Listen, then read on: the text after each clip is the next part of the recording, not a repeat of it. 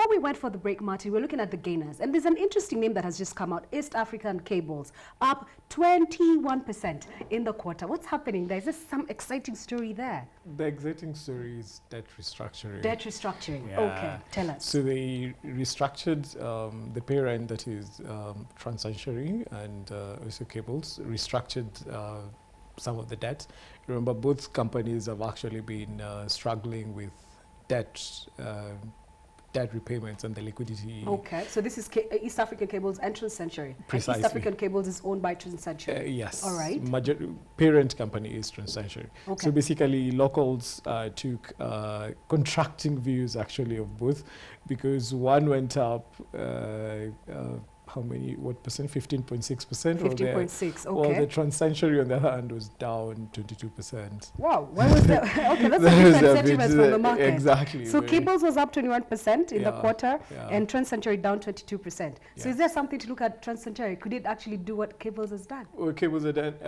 I think it could, because if they have quite a big deal pipeline, as they point out. That they've actually closed or are in the process of trying to close?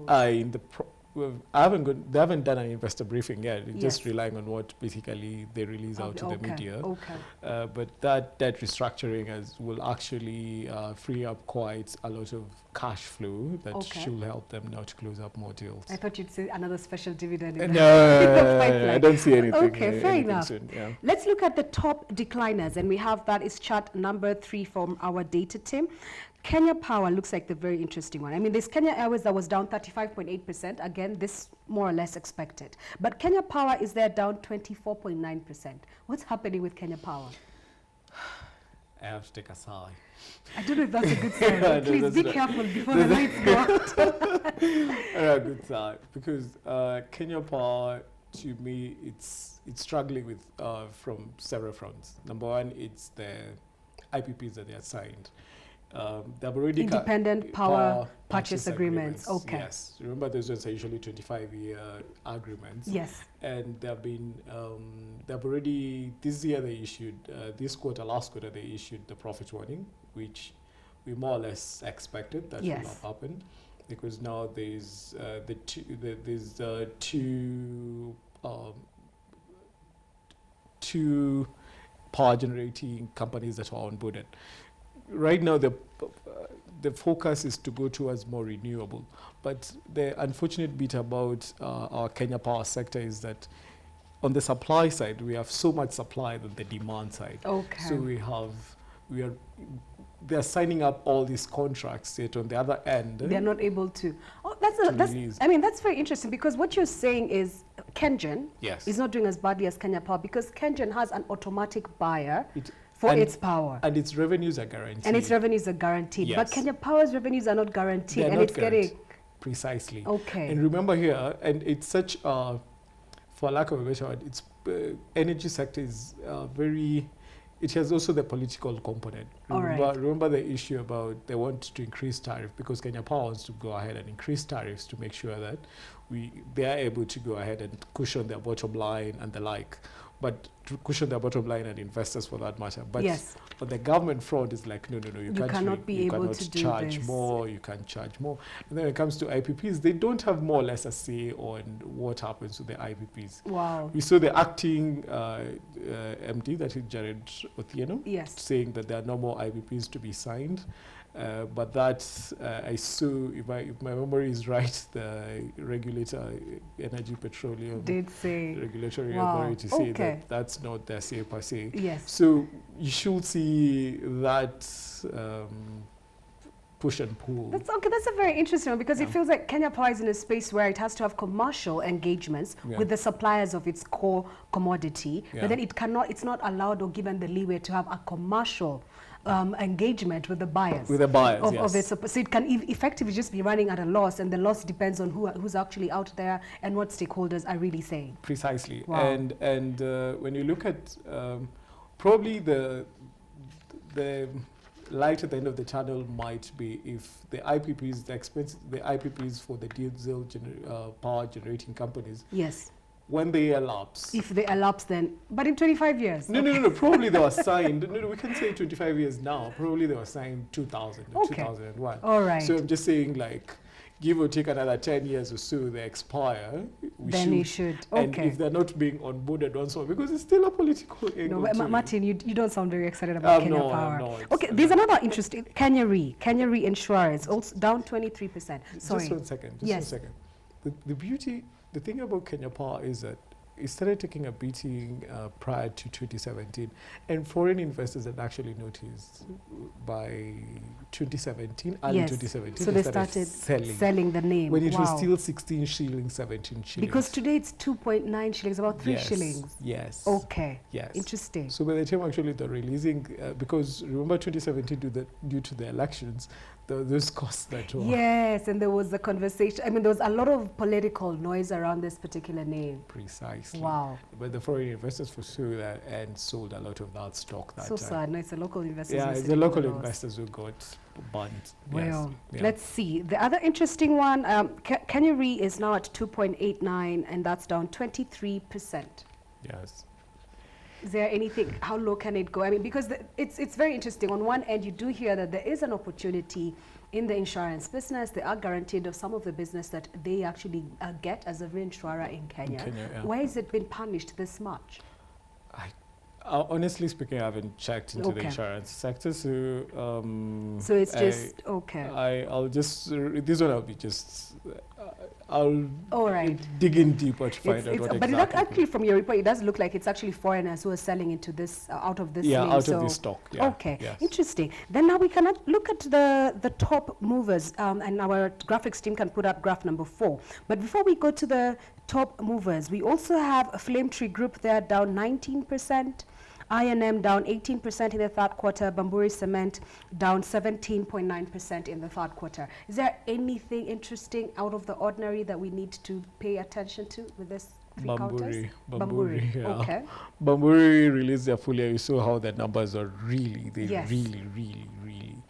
And then the sad thing about Bamburi is that what is happening when I'm looking at, because I'm a bank analyst, when I look at lending towards building and construction. Oh, actually, there's no lending that's going to the real estate sector. Yeah, exactly. It's been contracting, and real estate itself has been contracting. Okay. Because basically what is happening in the real estate market. So this could actually get worse from 93. It's been thin volumes, but trust me, they're really taking a beating. And when was this? Today's Thursday. On Tuesday, there's a company from Oman that wanted to buy a stake, wanted to buy ARM, and now Governor Mutua tweeted that they want to actually build a plant in Machakos.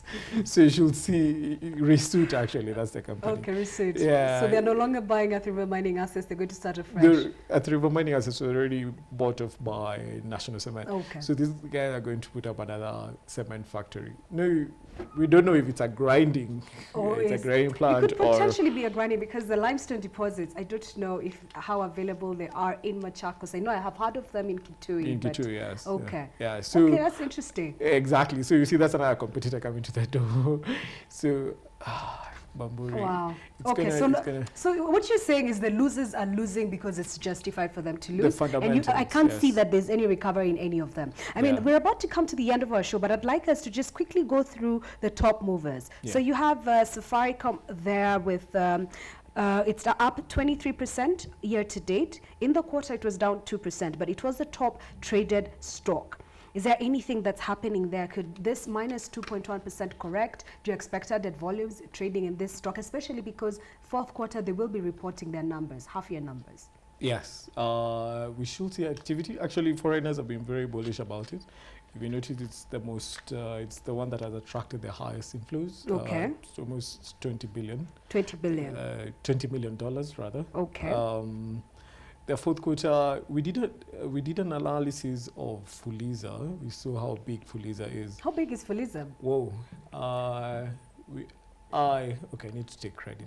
Go for it. Anyway, KCB released their half-year numbers. Yes. So during the investor briefing, I had a chat with the head of investor relations to find out how much have they lent Fuliza and how much revenues they've been able to earn. So I did a reverse engineering because of the revenue share agreement between Fuliza, KCB, and Safaricom. It's Safaricom 40%, CBA 40%, KCB 20%. Okay. KCB got a raw deal because it was based on the market share of them. Okay, fair enough. So anyway, by June that lent 81 billion. That's a lot of money. That's a lot of money. And that's in what period? 6 months? 6 months. 6 months, January 81 to billion. 81 billion. And there was no liquidity crunch. And there was no liquidity, you see. So they could potentially do 150 billion in the second half. Precisely. Yes. And when you look at the revenue front, because they just did 300 million via Fuliza, which is a little bit, no doubt, with Safaricom, from Safaricom perspective. That's a very low percentage. Yes, but from the exactly, but the growth trajectory, we're able to realize that it should contribute almost 20 to 30% of their EBIT going forward. Okay, wow. EBIT growth. EBIT growth. Okay, not as accumulative. Not as accumulative. Okay. EBIT growth going forward. That's very interesting. I mean, that's another sweet spot. Yes. I think we've come to the end of our show, but this is certainly a very good report. But as we're coming to the end of the show, maybe very quickly, what are your thoughts on fourth quarter? Good performance, bad performance? Are the gems we're talking about worth keeping tabs on or not? Fourth quarter, I think Safaricom will be the main player because that's when they release in November, actually, next month. Yes. That should bring a bit excitement in the markets because investors will be very keen to see how the numbers look like, and especially the forward guidance. And if at all anything of this demonetization has had an effect, especially the digital money, like you pointed out. Aside from that, banks, from my end, with the rate cap being in place, it's the lenders that we expect now that quarter numbers, and now no more talk. Okay. What you don't want to hear is any more talk about rate caps. So no lender should talk about rate caps. So they're here to stay. Safaricom and chase for dividend yield in the hidden gems. Thank you very much. Okay, thank you so much. There you have it from Mr. Martin Kirimi. He's a senior equity analyst at Standard Investment Bank. If you're looking for opportunities on the NSE in the fourth quarter, you have Safaricom. It could be a beneficiary with its Fuliza product in as far as digital lending is concerned. And if not, if you're looking for a return, a good dividend yield, we've had of Nation Media Group at 18% mentioned thereabout. We've also had recoveries in East African cables, and as well Barclays Bank at 8 to 9% dividend yield, certainly good value there. So look for dividend yield, and if you're looking for capital appreciation, looks like Safaricom would be your biggest beneficiary. Thank you for joining us once again. We'll see you again tomorrow at 2:30. Good afternoon.